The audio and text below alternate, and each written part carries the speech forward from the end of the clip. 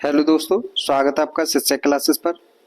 दोस्तों, आज से हम लोग जो है एनसीईआरटी की क्लास स्टार्ट कर रहे हैं और यह क्लास जो कि आपके आने वाले एग्जाम के लिए काफ़ी ज़्यादा महत्वपूर्ण रहने वाली है। सबसे पहले हम लोग जो सब्जेक्ट को पढ़ेंगे, इंडियन ज्योग्राफी यानी कि भारतीय भूगोल। और आप लोगों को पता ही है कि भारतीय भूगोल का जो स्टार्टिंग है वो 9th क्लास की एनसीईआरटी में अच्छे से दिया गया है। उसके बाद में 11th क्लास में है कुछ। तो हम लोग जो है पहले 9th क्लास की एनसीईआरटी को पढ़ेंगे, उसको अच्छे से कवर करने के बाद में फिर उसके बाद में आगे बढ़ेंगे। हम लोगों का अप्रोच क्या रहेगा, तो पहले हम लोग कंटेंट को डिलीवर करेंगे अच्छे से, मतलब उसको अच्छे से करने के बाद में फिर हम लोग जो है क्वेश्चंस को करेंगे। चलिए स्टार्ट करते हैं। 9th क्लास की जो एनसीईआरटी है उसके अंदर ये टॉपिक दिए गए हैं, ये अध्याय है। तो क्या है, पहला अध्याय है कि भारत और उसका आकार और स्थिति, यानी कि भारत के आकार और स्थिति। पहला कौन सा है, भारत के आकार और स्थिति। दूसरा अध्याय है भारत का भौतिक स्वरूप। ठीक है, क्या पर्वत होंगे, पहाड़ होंगे, कहाँ पे नीचे स्थान है, इस प्रकार की चीजें पढ़ेंगे। हिमालय के बारे में पढ़ेंगे हम लोग, मैदान के बारे में पढ़ेंगे। ये सब भारत का भौतिक स्वरूप है। अगला है अपवाह, यानी कि भारत का अपवाह तंत्र जो है वो कैसा है, यानी ड्रेन सिस्टम, नदीय तंत्र को पढ़ेंगे अच्छे से। ठीक है, अगला है भारत की जलवायु, और उसके बाद में है जलवायु के बाद में भारत की प्राकृतिक वनस्पति एवं वन्यजीव प्राणी, और लास्ट में हम लोगों का जनसंख्या। ठीक है, ये टॉपिक तो 6 है, परंतु इसको करने में काफी ज्यादा समय लगेगा। अब हम लोग जो एनसीईआरटी में दिया गया वही नहीं करेंगे, अब ये टॉपिक दे दिया गया, इसको हम पूरा कंप्लीट करेंगे। जैसे आकार और स्थिति, किस प्रकार से भारत का मतलब फॉर्मेशन हुआ है, कैसे बना है, इस प्रकार की हम सारी चीजें देखेंगे। ठीक है, अगला है भौतिक स्वरूप, मतलब भारत का भौतिक स्वरूप के बारे में अच्छे से पढ़ेंगे, यानी कि सभी जो टॉपिक हैं इनको डिटेल से पढ़ेंगे। ठीक है, चलिए स्टार्ट करते हैं। पहला टॉपिक क्या है हम लोग का, भारत का आकार और स्थिति। ठीक है, आप लोग 9th क्लास में जाएंगे तो उसमें देखेंगे 9th क्लास की एनसीईआरटी में कि पहला चैप्टर यही है हम लोग का।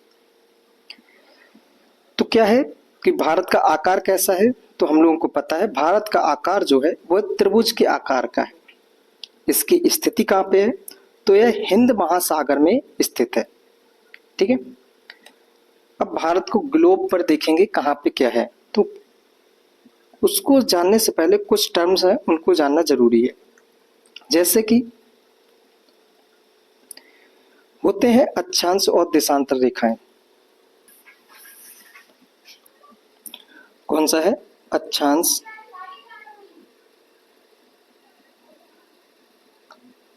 और देशांतर। ठीक है,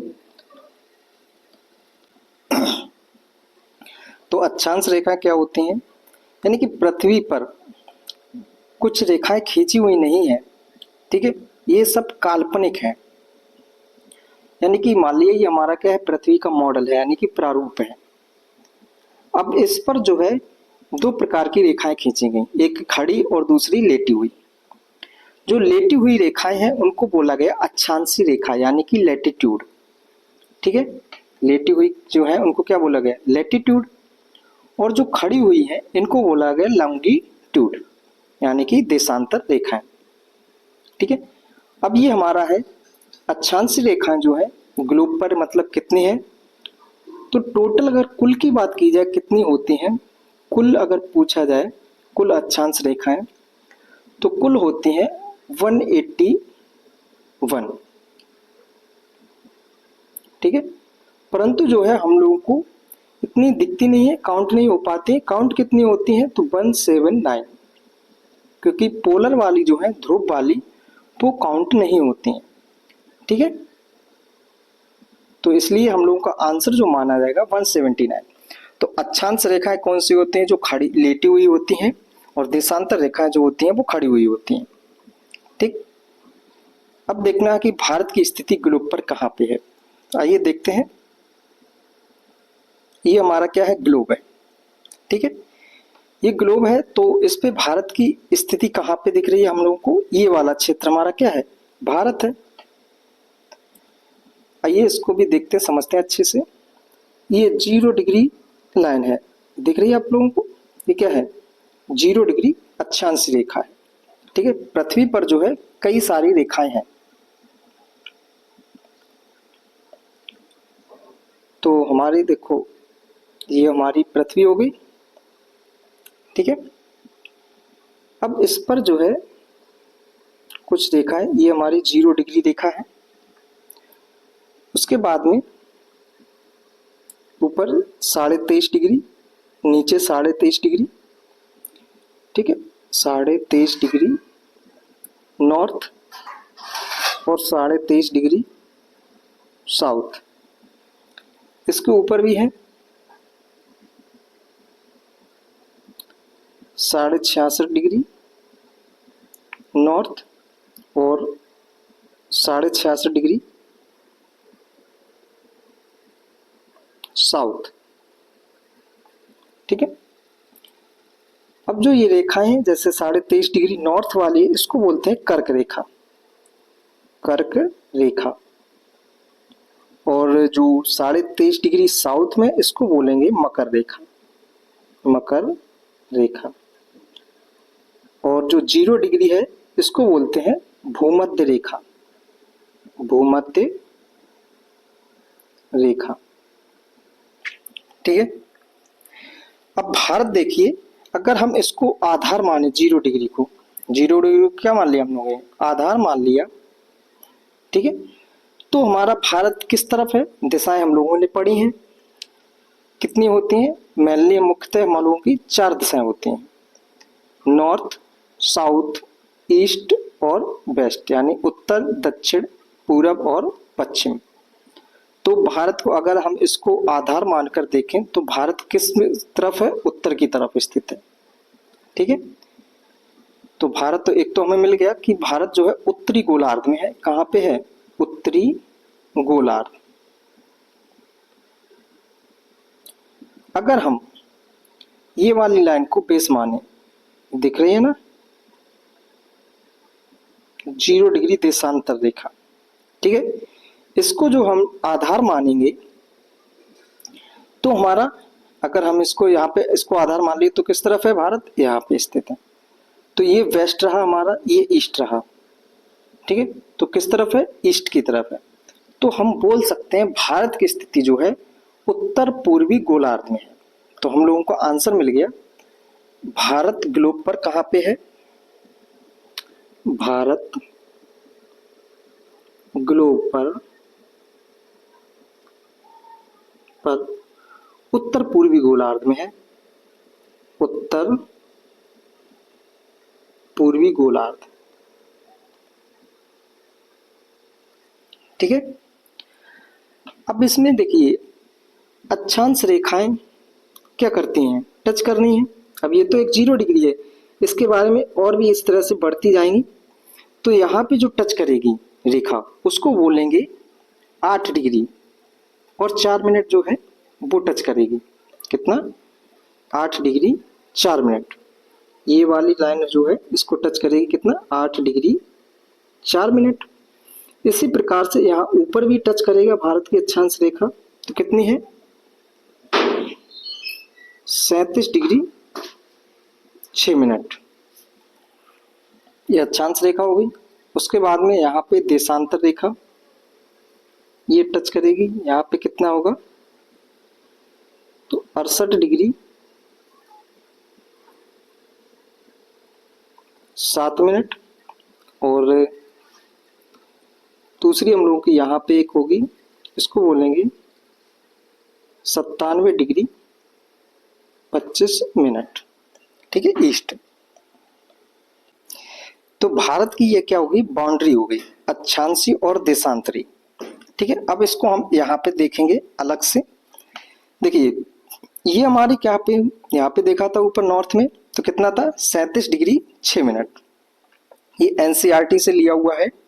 कितना है? 37 डिग्री 6 मिनट है। उसके बाद में यहाँ पे देखिए, ये कितना हमारा, यहाँ पे जो टच करते हुए जा रही है, 8 डिग्री 4 मिनट। इसी प्रकार से यहाँ पे पश्चिम में कौन सा हमारा है, ये वाला पॉइंट, तो यहाँ पे कितना है 68.7 यानी कि 68 डिग्री 7 मिनट। और यहाँ पे हमारा ईस्टर्न पॉइंट है 97 डिग्री 25 मिनट। ठीक है, ये भारत की क्या है, ग्लोब पर स्थिति है, अक्षांशीय और देशांतरी। तो हम लोग का क्वेश्चन बनता है कि भारत का अक्षांशीय विस्तार कितने डिग्री से लेकर कितने डिग्री तक होता है। तो इसका आंसर क्या होगा, अगर पूछा जाए अक्षांशीय विस्तार, भारत का अक्षांशीय विस्तार, एक सेकेंड,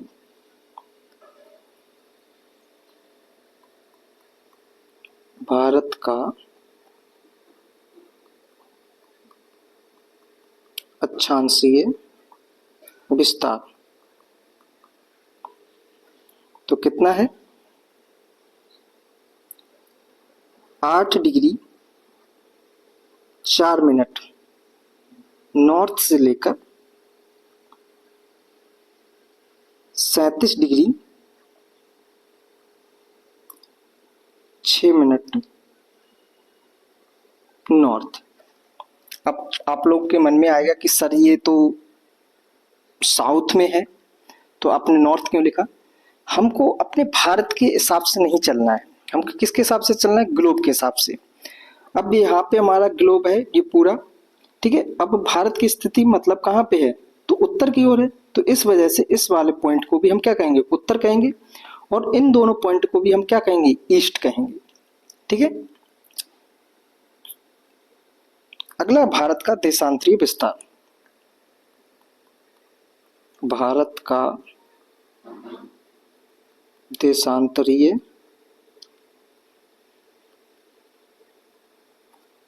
विस्तार तो कितना है 68 डिग्री 7 मिनट ईस्ट से लेकर 97 डिग्री 25 मिनट ईस्ट। ठीक है, ये भारत का देशांतरीय विस्तार। अब भारत का जो है किलोमीटर में पूछा जाता है कि कितना कितनी दूरी है। जैसे कि यहाँ पे देखिए बोल रहा है कि ये पॉइंट और यहाँ से मतलब पश्चिम से पूरब की दूरी कितनी है। ठीक है, क्या कह रहा है, पश्चिम से पूरब, यानी कि ये किस रेखा की बात कर रहा है। इस तरह से खड़ी खड़ी कौन सी रेखाएं हैं, देशांतर रेखाएं। तो किलोमीटर में अगर पूछा जाए देशांतरी विस्तार कितना है तो हम क्या बताएंगे। ठीक है, किलोमीटर में देशांतरी विस्तार।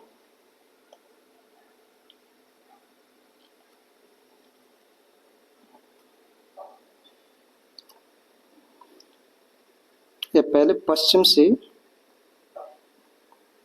पश्चिम से पूरब की दूरी कितनी है, तो क्या कहेंगे हम लोग 2933 किलोमीटर। ठीक है, उत्तर से दक्षिण की दूरी कितनी है 3214 किलोमीटर, यानी कि 3214 किलोमीटर। ठीक है, तो आई होप आप लोग इतना समझ में आ गया होगा। अब इस पे कुछ पॉइंट हैं, उनको देखना है हम लोगों को। जैसे ये वाला जो पॉइंट है, ये वाला पॉइंट, ठीक, इस प्रकार से क्वेश्चन कैसे आएगा कि भारत का सबसे पश्चिमी बिंदु कौन सा है, भारत का सबसे पश्चिमी बिंदु। तो आंसर क्या होगा, गोहर माथा। कौन सा है,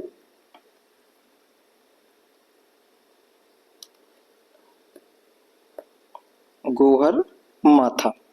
ठीक है, इसी प्रकार से अगर हम लोगों को पूछ लिया है सबसे उत्तरी बिंदु कौन सा है भारत का, तो इंदिरा कौल। इसी प्रकार से सबसे पूर्वी बिंदु कौन सा हो जाएगा, किबुथु। और भारत का यहाँ पे क्वेश्चन दो बन जाते हैं। कैसे क्वेश्चन बनेंगे कि भारत का मुख्य भूमि पर जो भूमि है, लैंड है, इस पे सबसे दक्षिणी बिंदु कौन सा हो जाएगा। तो हो जाएगा हमारा यहाँ पे कन्याकुमारी। ठीक है।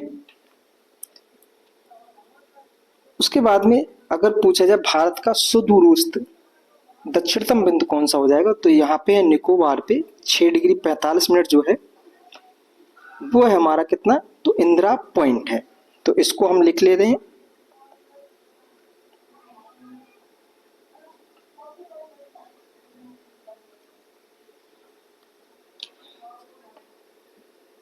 भारत का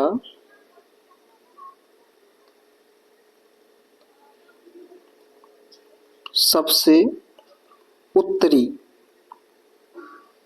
बिंदु कितना है, तो पहले तो हमें लिखना है 37 डिग्री 6 मिनट, और इसका नाम क्या है, तो इंदिरा कॉल, इंदिरा कॉल। ठीक है। उसके बाद में भारत का सबसे दक्षिणी बिंदु,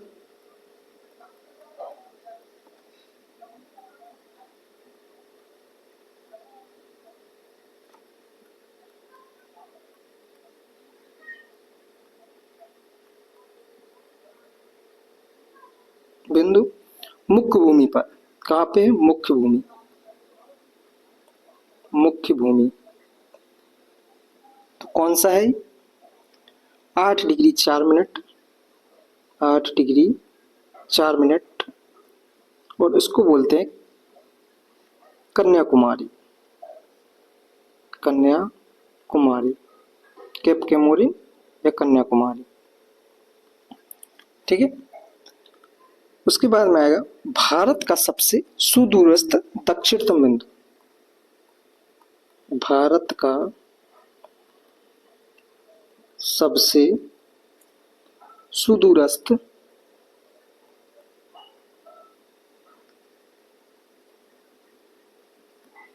दक्षिण बिंदु,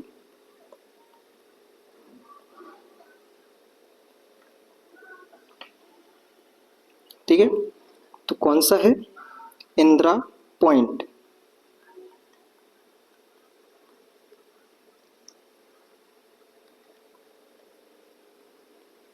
इंदिरा पॉइंट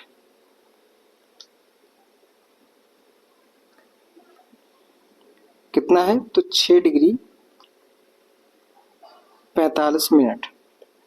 ठीक, कहाँ पे है ये, तो निकोबार,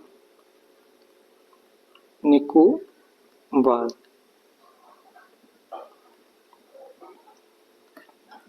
ठीक है। ये हमको पता है कन्याकुमारी कहाँ पे होगा, तो जम्मू और सॉरी केरल में। कन्याकुमारी कहाँ पे हमारा, तो तमिलनाडु वाला क्षेत्र, ये वाला नीचे यहाँ पे कौन सा है, केप केमोरी यानी कन्याकुमारी, ये वाला पॉइंट तमिलनाडु में।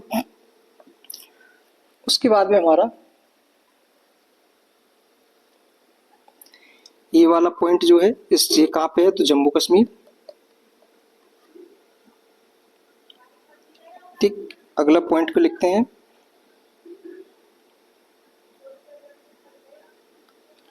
भारत का सबसे पश्चिमी बिंदु, भारत का पश्चिमी बिंदु तो कौन सा है, गोहर माथा।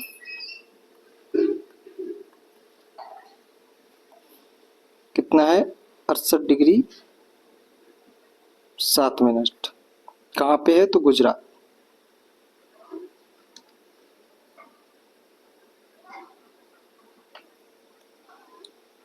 नेक्स्ट है, यहीं पे लिख ले रहे हैं,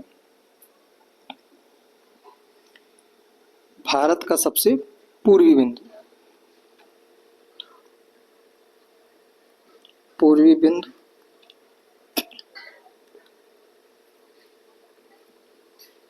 तो हो जाएगा किबुथु।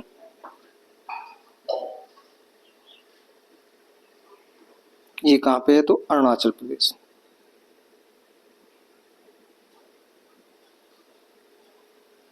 अरुणाचल प्रदेश। ठीक है।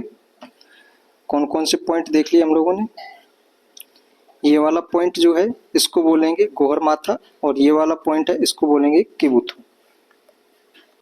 अभी तक हम लोगों ने देख लिया भारत का अक्षांशीय विस्तार क्या है। यहाँ पे देखते हैं भारत का ग्लोब पर स्थिति क्या है, तो उत्तर पूर्वी गोलार्ध है। भारत का ग्लोब में कहाँ पे कितने अक्षांश है, कितना देशांतरी है, ये भी देख लिया। तो अक्षांश की बात की जाए तो 37 डिग्री 6 मिनट और 8 डिग्री 4 मिनट से लेकर इतना है हमारा, ठीक है।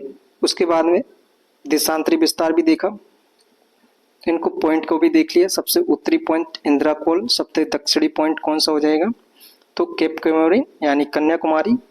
उसके बाद में पश्चिमी बिंदु की बात की जाए तो गोहर माथा, और पूर्वी बिंदु की बात की जाए तो हमारा हो जाएगा किबुथु, ठीक है। और दूरस्थ बिंदु कौन सा है भारत का, तो इंदिरा पॉइंट है।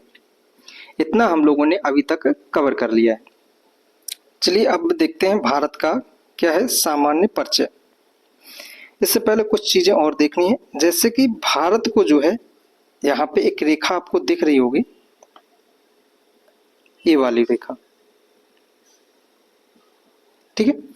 ये रेखा जो है भारत को लगभग जो है आधे भाग में, मतलब 2 बराबर भागों में बांट देती है, लगभग में 2 बराबर भागों में बांट देती है, ठीक है।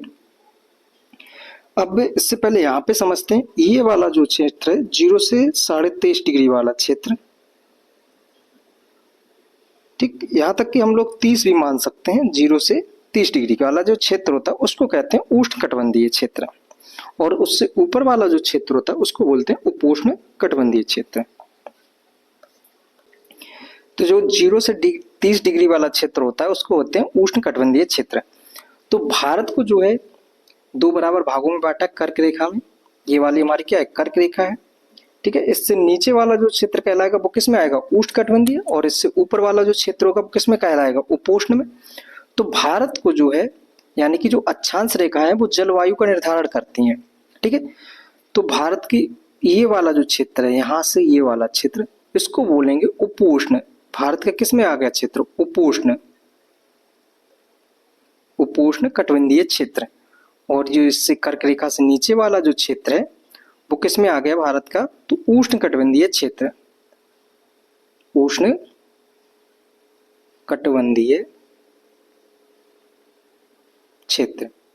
कहने का मतलब है कि इस वाले जो क्षेत्र में अधिक गर्मी रहेगी इसकी अपेक्षा, ठीक है।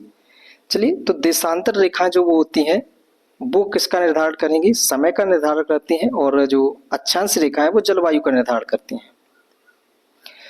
कर्क रेखा जो है भारत के बीचों बीच से होकर जाती है, और ये भारत के 8 राज्यों से होकर गुजरती है। कितने राज्यों से होकर गुजरती है, 8 राज्यों से होकर गुजरती है। कौन कौन से 8 राज्य हैं, देखिए भारत के 8 राज्यों से होकर गुजरती है। कौन सा, पहले राजस्थान, गुजरात, फिर उसके बाद में राजस्थान, यहाँ पे मध्य प्रदेश, मध्य प्रदेश के बाद में छत्तीसगढ़, झारखंड, पश्चिम बंगाल, त्रिपुरा और मिजोरम। तो कितने राज्य हो गए, 8 राज्य हो गए। इसकी ट्रिक भी है, मित्र पर घमचा झार, तो हम लोग ट्रिक में नहीं पढ़ेंगे, इसको इसी क्रम से याद रख लेंगे। गुजरात, राजस्थान, मध्य प्रदेश, छत्तीसगढ़, झारखंड, पश्चिम बंगाल, त्रिपुरा और मिजोरम, 8 राज्य हैं। और 8 राज्यों से होकर क्या होती है, कर्क रेखा गुजरती है, ठीक है। और अभी बताया था कि जो हमारी देशांतर रेखाएं होती हैं वो समय का निर्धारण करती हैं, ठीक है। ये देशांतर रेखा है 0 डिग्री, ये किसका निर्धारण कर रही है, तो समय का निर्धारण कर रही है। तो 0 डिग्री जो है लंदन की ग्रीनविच जो शहर है उससे होते हुए गुजरी, और इसको ही क्या कहते हैं, तो माध्याह्न रेखा कहते हैं, ठीक है। मानक समय रेखा जो है ये कहते हैं इसको, और इसको GMT किस नाम से जानते हैं, GMT। यहाँ पे देखिए ये हमारा टाइम जोन है, ठीक है, GMT, ग्रीनविच मीन टाइम, ठीक है। ये हमारा क्या है 0 डिग्री, ये दिख रहा है। इससे अगर हम पश्चिम की ओर बढ़ेंगे, इस तरफ बढ़ेंगे, तो समय जो है माइनस में आएगा। देखिए -1, -2, -3, -4 इस तरह से जा रहा है। अगर हम 0 से पूरब की ओर बढ़ेंगे तो हमारा समय जो है प्लस में जाएगा, अब ये प्लस माइनस में कैसे निर्धारण करते हैं सर, ये पूछोगे आप लोग। ठीक है, तो हम लोग चलिए अपने भारत की स्थिति देख लेते हैं। कैसे देखेंगे, तो हम लोगों को पता है कि भारत की मानक समय रेखा जो है, अभी बताया नहीं फिर भी बता देने ऐसी, कितनी है, 82.5 डिग्री ईस्ट है। ठीक है, 82.5 डिग्री ईस्ट है और 0 डिग्री से हमें काउंट करना है, तो हमारा ईस्ट में है तो क्या जाएगा, प्लस में जाएगा। ठीक है, और इसको काउंट करने के लिए हम किस हिसाब से चलते हैं, तो हम लोगों को याद रखना है, तो भारत का कितना है, 82.5 डिग्री ईस्ट है। ठीक है, IST यानी इंडियन स्टैंडर्ड टाइम। अब इतना तो है, अब इसमें पता करेंगे कि हमारा जो ग्रीनविच मीन टाइम है इससे कितना समय आगे है। तो इसको ज्ञात करने के लिए हम लोगों को पता है कि पृथ्वी जो है हमारी 24 घंटे में एक बार पूरा घूम जाती है। कितने, 24 घंटे में कितना घूम जाएगी, अगर कोई भी चीज एक बार यहाँ से स्टार्ट किया और इसी जगह पे घूम के वापस आ गया तो कितना चक्कर लगा लिया, कितना घूम गया, 360। तो कितने डिग्री घूम गया, 360 डिग्री घूम गया। तो हमें 1 घंटे का निकालना है, तो 1 घंटे का हम निकालेंगे तो कितना आएगा हमारा, 360 बट्टे 24, काटेंगे इसको, 6 6 36, तो ऊपर 60 आ गया, 6 चौक 24 यानी ऊपर नीचे 4, तो इसको भी कट करेंगे तो हमारा आएगा 15 डिग्री। तो हमें पता चल गया कि 1 घंटे में 15 डिग्री घूम जाता है। ठीक है, नेक्स्ट हमको और देखना है कि जब 15 डिग्री 1 घंटे में घूम जाता है, 1 घंटे में कितना घूमता है, 15 डिग्री। तो हमें पता है कि 15 डिग्री जो है 1 घंटे में, तो 1 घंटे में जो है कितने मिनट होते हैं, 60 मिनट। ठीक, तो 1 डिग्री हम निकालेंगे तो 1 डिग्री कितना निकलेगा, 4 मिनट। तो 1 डिग्री घूमने में 4 मिनट समय लगता है। तो आइए हम लोग इसको निकालते हैं। तो पहले इसको कन्वर्ट करेंगे, इसको इसमें करेंगे 82.5 को, तो कितना हो जाएगा, 2 दूनी 4 और 1 5, यानी कि 165 बट्टे 2, इतने हमारे पास क्या हो गए, डिग्री हो गए। अब 1 डिग्री में 4 मिनट, तो 165 डिग्री बट्टे 2 में कितने मिनट होंगे, तो इसको हम किसका करेंगे, इसमें गुणा कर देंगे इसका, तो हमारा कितना निकलेगा, 165 दूनी 330, यानी कि 330 डिग्री मिनट, सॉरी मिनट। और 330 मिनट को जो है हम लोग घंटे में कन्वर्ट करेंगे तो क्या होगा, 330 बट्टे 60, इसको काटेंगे तो 6 पंजे 30, हम लोग कितना बच गया, 3 बच गया, नीचे में 6, और इसको मिनट में कन्वर्ट करेंगे तो 60 का गुणा करना पड़ेगा, तो इसको काटेंगे तो हमारा कितना आ गया, 30, यानी कि 5 घंटा 30 मिनट। 5.5 घंटा जो है भारत का जो IST है GMT से इतना आगे है।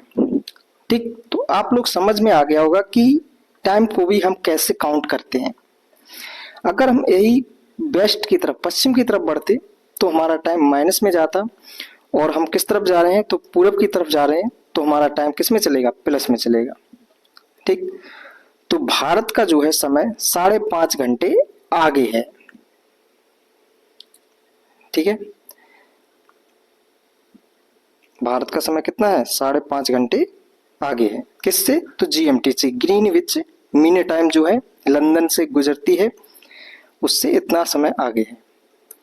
अब भारत में भी तो समय का डिफरेंस हो सकता है ना, जरूर हो सकता है, क्योंकि हमें पता है कि यहां से लेकर, मतलब पश्चिमी बिंदु से लेकर पूर्वी बिंदु तक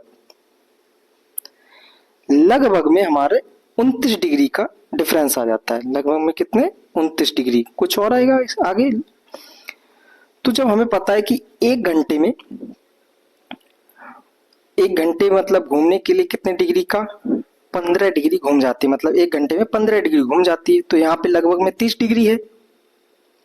ठीक है, तो कितने घंटे घूम जाएगा, मतलब 2 घंटे लगेंगे ना पूरा कवर करने में एरिया में। ठीक है, 1 डिग्री में 4 मिनट, 30 डिग्री में इसका गुणा कर देंगे 4 का, 120 मिनट। 120 मिनट मतलब 2 घंटे। तो भारत का पश्चिमी बिंदु और पूर्वी बिंदु जो है इनमें भी समय का अंतर है। कितने घंटे का है, तो 2 घंटे का, 2 घंटे का समय है। कहां से, तो अरुणाचल प्रदेश के किबुत्स से लेकर गुजरात का गोहरमाथा जो है उसके क्षेत्र में। तो यह क्वेश्चन भी पूछा जाता है कि भारत के जहाँ पे अरुणाचल प्रदेश है वहां से सिलचर और गुजरात का कच्छ या काठियावाड़ जो है इसके बीच में कितने समय का अंतर है, तो 2 घंटे का अंतर है। हम लोग निकाल सकते हैं किसी भी समय का। ठीक है, तो इतना ध्यान रखना है कि देशांतर रेखाएं जो होती हैं वो समय का निर्धारण करती हैं और जो अक्षांश रेखाएं हैं वो हमारे, उससे हम जलवायु का निर्धारण कर लेते हैं। चलिए आगे बढ़ते हैं। अब देखते हैं भारत का सामान्य परिचय। तो जीएमटी हम लोगों को पता है भारत के कितने राज्यों से होकर गुजरती है, उसको भी देख लेते हैं एक बार में। जीएमटी माने इंडियन मेरिटेनियन मैप जो है हमारा, आईएसटी इंडियन स्टैंडर्ड टाइम 5 राज्यों से होकर गुजरती है।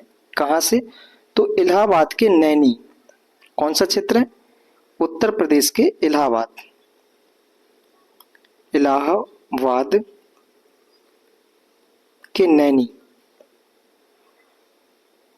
नैनी क्षेत्र से निकलती है ये। ठीक है, और 5 राज्यों से होकर जाते हैं। कौन कौन से 5 राज्य हैं, तो यूपी है, यूपी के जस्ट नीचे क्या होगा, मध्य प्रदेश, मध्य प्रदेश के नीचे छत्तीसगढ़, छत्तीसगढ़ के बाद में उड़ीसा और उड़ीसा के बाद में आंध्र प्रदेश। तो ये भी क्वेश्चन पूछा जाता है भारत की मानक समय जो रेखा है वो कितने राज्यों से होकर गुजरती है, 5 राज्यों से। और कर्क रेखा कितने राज्यों से होकर गुजरती है, 8 राज्यों से होकर गुजरती है। ठीक है, ये हम लोगों ने देख लिया। अब भारत के सामान्य परिचय के बारे में देखते हैं। भारत का सामान्य परिचय,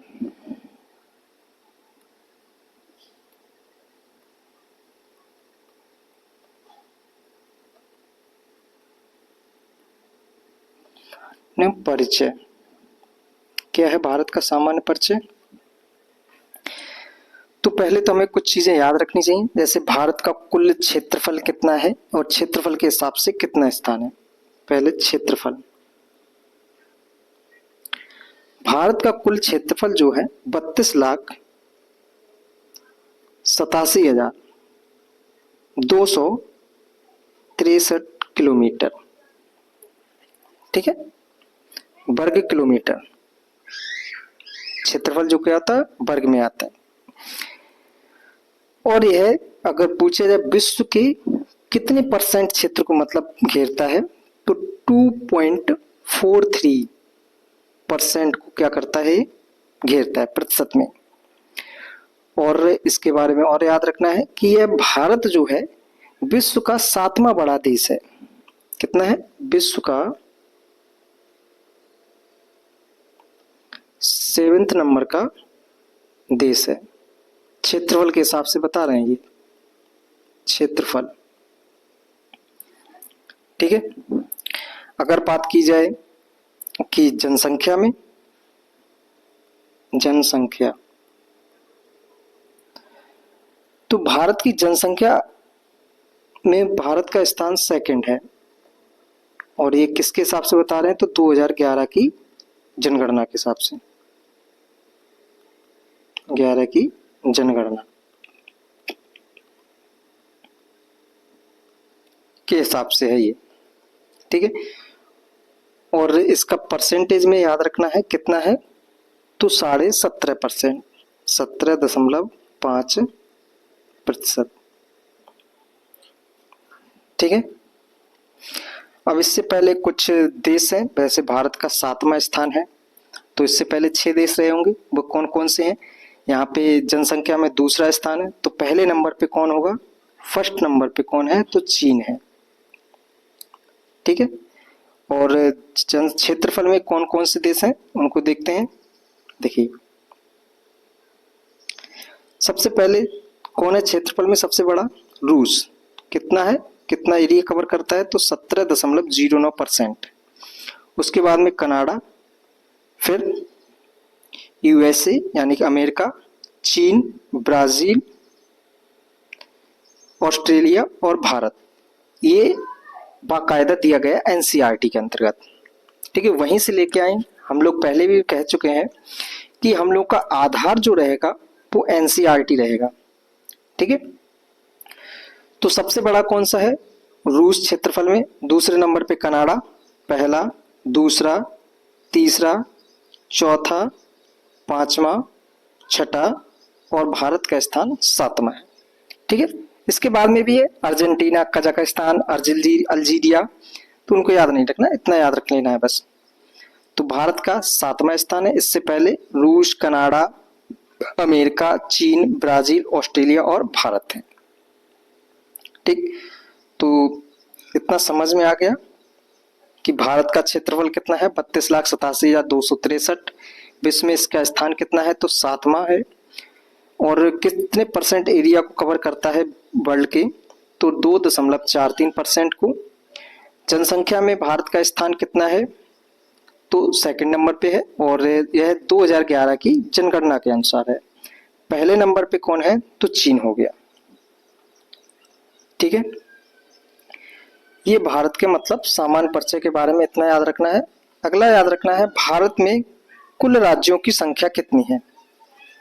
क्या याद रखना है, भारत में कुल राज्यों की संख्या।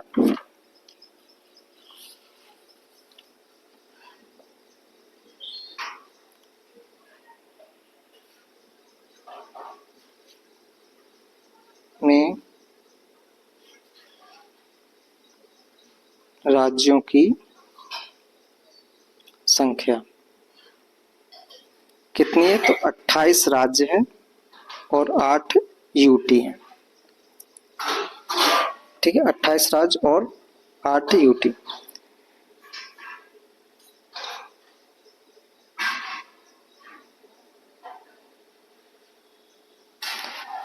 क्षेत्रफल के हिसाब से सबसे बड़ा राज्य कौन सा है, तो राजस्थान। उसके बाद में मध्य प्रदेश, महाराष्ट्र, फिर उसके बाद में यूपी। ठीक, जनसंख्या में अगर पूछा जाए, जनसंख्या में कौन सा है, तो सबसे पहले यूपी, महाराष्ट्र, बिहार, पश्चिम बंगाल, आंध्र प्रदेश। ठीक है, ये जनसंख्या में है। फिर पूछा जाता है कि क्षेत्रफल में सबसे छोटा राज्य, क्षेत्रफल में सबसे छोटा राज्य में सबसे छोटा राज्य, तो कौन सा हो जाएगा, सिक्किम, सॉरी गोवा हो जाएगा, गोवा। गोवा कंफ्यूजन रहता है यहाँ पे। ठीक है, और परसेंटेज में क्षेत्रफल में सबसे छोटा राज्य कौन सा हो जाएगा, गोवा। और जनसंख्या में सबसे छोटा राज्य, जनसंख्या में सबसे छोटा राज्य, तो कौन सा हो जाएगा, सिक्किम। ठीक है, अगला आता है कि यूटी के बारे में पूछ लेता है कि न्यूनतम क्षेत्रफल कहाँ पे है, तो यूटीज के बारे में देखते हैं। यूटीज क्षेत्रफल में सबसे बड़ा तो लद्दाख, और जनसंख्या में सबसे बड़ा तो दिल्ली यानी दिल्ली। ये क्या है, बड़ा है। अगला याद रखना है, छोटे में कौन कौन से हैं,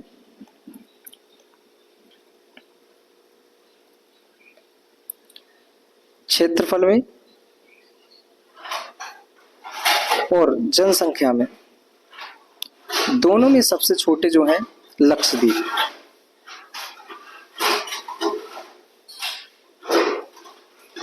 लक्षद्वीप, ठीक है। ये किसमें है?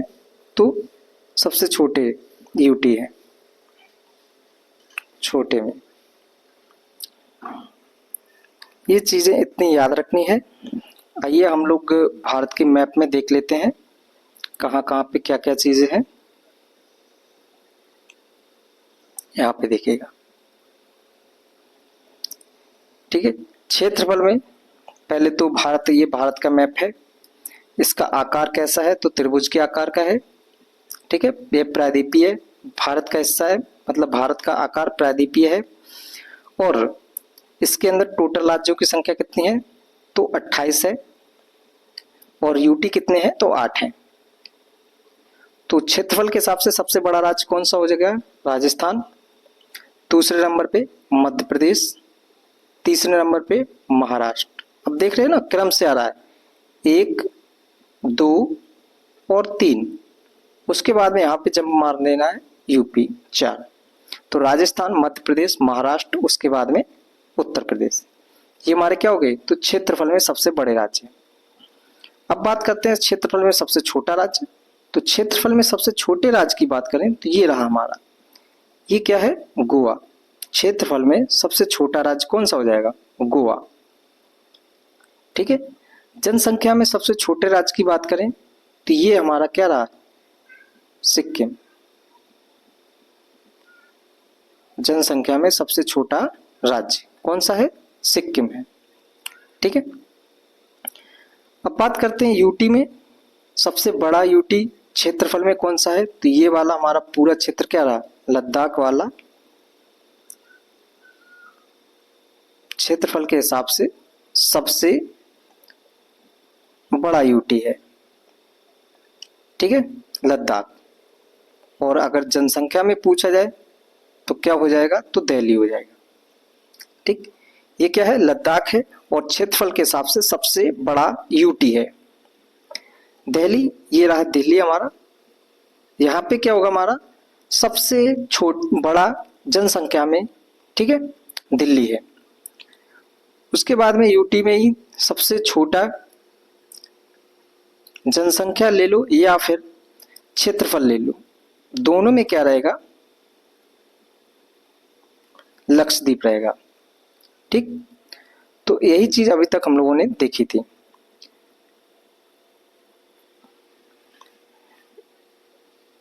भारत के तटीय राज्यों की संख्या भी देख लेते हैं। भारत के तट में कौन कौन से राज्य आते हैं? तो देखिए, तट मतलब जो समुद्र के किनारे स्थित है। तो यहां से लेकर ये वाला पूरा क्षेत्र हमारा क्या पे जा रहा है? ये तटीय राज्य है। तो कौन कौन से हैं? तो पहले गुजरात है, उसके बाद में महाराष्ट्र, कर्नाटक, केरल, तमिलनाडु, आंध्र प्रदेश, उड़ीसा और पश्चिम बंगाल। ये हमारे क्या है? तो तटीय राज्य हैं। तो तटीय राज्यों की संख्या अगर कुल पूछी जाए तो कितनी है? तो 9 है। कितनी है? 9, ठीक है। 1, 2, 3, 4, 5, 6, 7, 8,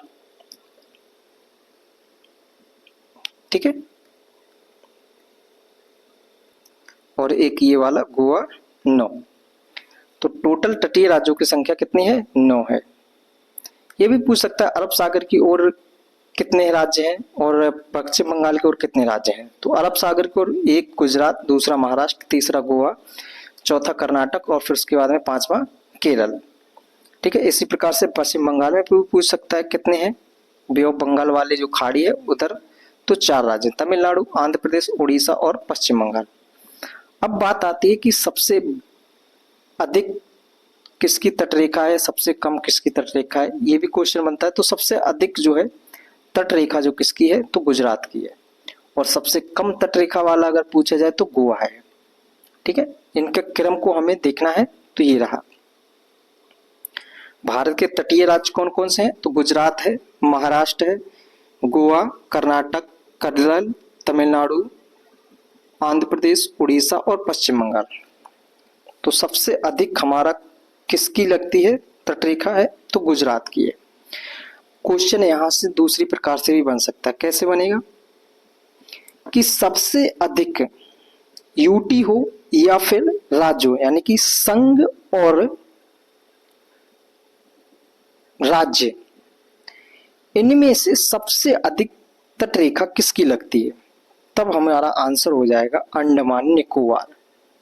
ठीक है, यानी कि केंद्र शासित प्रदेश और राज्यों में सबसे अधिक तटरेखा की लंबाई किसकी है, इस प्रकार से भी क्वेश्चन पूछ सकता है। तब हमारा आंसर क्या होगा, अंडमान निकोबार। ठीक है, अगर ऐसे पूछता है कि सबसे अधिक तटरेखा की लंबाई है, तो हमारा आंसर क्या हो जाएगा, गुजरात।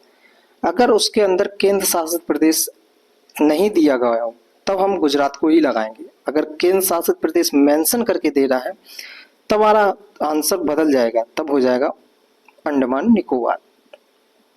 ठीक है, तो पहले नंबर पे कौन सा आता है हमारा, अगर केंद्र शासित प्रदेश और इनको साथ में लें तो अंडमान निकोबार रहेगा। वैसे राज्यों में गुजरात पहले नंबर पे, दूसरे नंबर पे आंध्र प्रदेश, तीसरे नंबर पे तमिलनाडु और चौथे नंबर पे है हमारा महाराष्ट्र। तो चार को ही याद रखना है। पहले नंबर पे क्या है, गुजरात, दूसरे नंबर पे आंध्र प्रदेश, तीसरे नंबर पे हमारा तमिलनाडु, चौथे नंबर पे क्या है, महाराष्ट्र।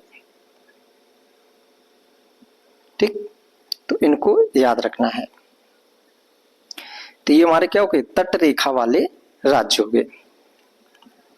ठीक, तो इतना हम लोगों ने आज देख लिया है। एक चीज ये याद रखनी है, देखिए हम लोग एनसीईआरटी में जो कुछ एक्स्ट्रा की चीजें दी होंगी उनको अवश्य लेके आएंगे, क्योंकि उन्हीं से क्वेश्चन डायरेक्ट बनते हैं। ठीक है, तो ये कुछ चीज एक्स्ट्रा की दी थी। क्या है कि सन 1869 में सुएज नहर के खुलने से भारत और यूरोप के बीच में 7000 किलोमीटर कम हो गया है, और ये ना जाने कितने एग्जाम में जो है इस डिस्टेंस के बारे में जिक्र किया गया है। तो आपको याद रखना है कितना, 7000 किलोमीटर। ठीक है, पहले यूरोप से भारत पहुंचने के लिए पूरा अफ्रीका वाला क्षेत्र घूम के आना पड़ता था। अब क्या कर रहे हैं, सीधे आया। ठीक है, अटलांटिक महासागर से भूमध्य महासागर में, भूमध्य महासागर से सीधे कहां पे आ गए, हिंद महासागर में, और हिंद महासागर के बाद में भारत में पहुंच गए। तो कितना डिस्टेंस कम हुआ, 7000 किलोमीटर। ठीक है, तो आज हम लोगों ने क्या क्या पढ़ लिया, भारत की स्थिति पढ़ी कि भारत की स्थिति कहां पर है, भारत का आकार देख लिया, तो भारत का आकार कैसा है, तो त्रिभुज के आकार का है। स्थिति कहां पे है, तो हिंद महासागर में स्थित है। इसके पश्चिम की ओर अरब महासागर, इसके पूरब की ओर बे ऑफ बंगाल की खाड़ी है। ठीक है, अब भारत में ग्लोब की स्थिति क्या क्या थी, ग्लोब में भारत की स्थिति क्या है, तो उत्तर पूर्वी गोलार्ध पर भारत स्थित है। कहां पे है, उत्तर पूर्वी गोलार्ध पर। हम लोगों ने अक्षांश देखा था और देशांतर भी देखा था। अक्षांश क्या होती हैं, जो लेटी हुई रेखाएं होती हैं, यानी कि लेटीट्यूड। ठीक है, जो लेटी हुई लेटीट्यूड, और उन्हीं को कहते हैं अक्षांश रेखा। इनके द्वारा जो है हमारा जलवायु का निर्धारण होता है। नेक्स्ट पढ़ी थी हम लोगों ने देशांतर रेखाएं। तो देशांतर रेखाएं जो होती हैं वो खड़ी हुई, यानी कि लॉन्गिट्यूड जो रेखाएं हैं उनको देशांतर रेखाएं कहते हैं। इसके द्वारा हमारे समय का निर्धारण होता है। इसमें देखा था भारत की ग्लोब पर स्थिति कहां पे है, तो उत्तर पूर्वी गोलार्ध पर स्थित है भारत। कहां पे है, उत्तर पूर्वी गोलार्ध में। भारत का सबसे उत्तरी बिंदु अक्षांश कितना है, तो 37 डिग्री 6 मिनट रहा, देखा हम लोगों ने। और दक्षिणी बिंदु 8 डिग्री 4 मिनट। पूर्वी बिंदु देखा तो 97 डिग्री 25 मिनट, और यहाँ पे हमारा 68 डिग्री 7 मिनट। देखिए हमने बोल दिया है भले ही पूर्व पश्चिम दक्षिण उत्तर, परंतु हमारा जो रहेगा, अगर हम पूछें कि हमारा उत्तरी विस्तार कितना है, मतलब अक्षांशीय विस्तार, तो हम बताएंगे 37 डिग्री 6 मिनट और 8 डिग्री 4 मिनट। ये दोनों में क्या रहेगा, तो नॉर्थ रहेगा। ठीक है, इसी प्रकार से इन दोनों में क्या रहेगा, ईस्ट रहेगा। फिर बताया था कि जो हमारा 0 से 30 डिग्री वाले क्षेत्र में जो रहता है उसमें उष्णकटिबंधीय क्षेत्र, और उससे ऊपर जो रहेगा उपोष्णकटिबंधीय क्षेत्र रहेगा। तो भारत के बीचों बीच से एक रेखा गुजरती है, उसको कहते हैं कर्क रेखा। कर्क रेखा ने भारत को दो भागों में बांट दिया था। इसके ऊपर वाला हिस्सा कहलाया उपोष्ण और दक्षिण वाला हिस्सा कहलाया नीचे वाला उष्णकटिबंधीय क्षेत्र। तो क्वेश्चन बनता है यहाँ से, भारत पूर्णतः उष्णकटिबंधीय क्षेत्र में स्थित है, तो क्या यह सही है? तो नहीं, भारत उपोष्ण और उष्णकटिबंधीय क्षेत्र में स्थित है। नेक्स्ट क्वेश्चन बनेगा कि भारत को जो लगभग उसमें कर्क रेखा ने दो बराबर भागों में बांट दिया है, तो ये बात क्या है? सही है। ठीक है, भारत का उत्तर से दक्षिण कितने किलोमीटर विस्तार है? तो 3214। और पूरब से पश्चिम पूछा जाए तो कितना है? 2933 किलोमीटर है विस्तार। ये कुछ पॉइंट हम लोगों ने देखे थे, जैसे भारत का अक्षांश विस्तार 8 डिग्री 4 मिनट नॉर्थ से लेकर 37 डिग्री 6 मिनट नॉर्थ, इन सभी को आप लोग देख सकते हैं। हम लोगों ने भारत का सामान्य परिचय भी देख लिया है और IST के बारे में भी अच्छे से समझ लिया है। इंडियन स्टैंडर्ड टाइम 5 राज्यों से होकर गुजरती है भारत की मानक समय रेखा, और यह लंदन के ग्रीनविच जो शहर से गुजरी हुई रेखा है GMT, उससे 5.5 घंटे आगे है। ये हम लोगों ने निकालना भी सीख लिया था, कैसे निकालते हैं। ठीक है, क्षेत्रफल के हिसाब से भारत का 7वां स्थान है और इसके कुल क्षेत्रफल अगर पूछा जाए तो 32,87,263 किलोमीटर है। परसेंटेज में देखा जाए तो हमारा कितना हो जाएगा भारत का स्थान? ठीक है, तो 2.43%। जनसंख्या में देखें तो भारत का स्थान दूसरे नंबर पे है, पहले नंबर पे चाइना है और 17.5% आबादी भारत में रहती है विश्व की। इससे पहले भारत का 7वां स्थान था, तो उससे पहले कौन कौन से हैं? तो रूस है, कनाडा, अमेरिका, चीन, ब्राजील और ऑस्ट्रेलिया थे। इन सभी को भी हम लोगों ने अच्छे से देख लिया। एक ये अलग से दिया गया था कि 1869 में सुएज नहर खुलने के बाद में भारत और यूरोप के बीच में 7000 किलोमीटर की दूरी कम हो गई है। कर्क रेखा भारत के 8 राज्यों से होकर गुजरती है। कौन कौन से? गुजरात, राजस्थान, मध्य प्रदेश, छत्तीसगढ़, झारखंड, पश्चिम बंगाल, त्रिपुरा और मिजोरम। ठीक है, और भारत की मानक समय रेखा कितनी है? तो 82.5 डिग्री ईस्ट देशांतरी है। 5 राज्यों से होकर गुजरती है, उत्तर प्रदेश, मध्य प्रदेश, छत्तीसगढ़, उड़ीसा और आंध्र प्रदेश। ये कहाँ से निकलती है? तो इलाहाबाद के नैनी से निकलती है। ठीक है, तो इतना हम लोगों का भारत का सामान्य परिचय, भारत की स्थिति ग्लोब पर क्या थी, ये सब देख लिया है। अब नेक्स्ट क्लास में हम लोग देखेंगे भारत के पड़ोसी देश और भारत की जो जलीय सीमा है वो क्या है। थैंक यू, मिलते हैं नेक्स्ट वीडियो में। इस क्लास की PDF जो है आप लोगों को टेलीग्राम चैनल पर मिल जाएगी, तो आप लोग वहां से परचेज कर सकते हैं।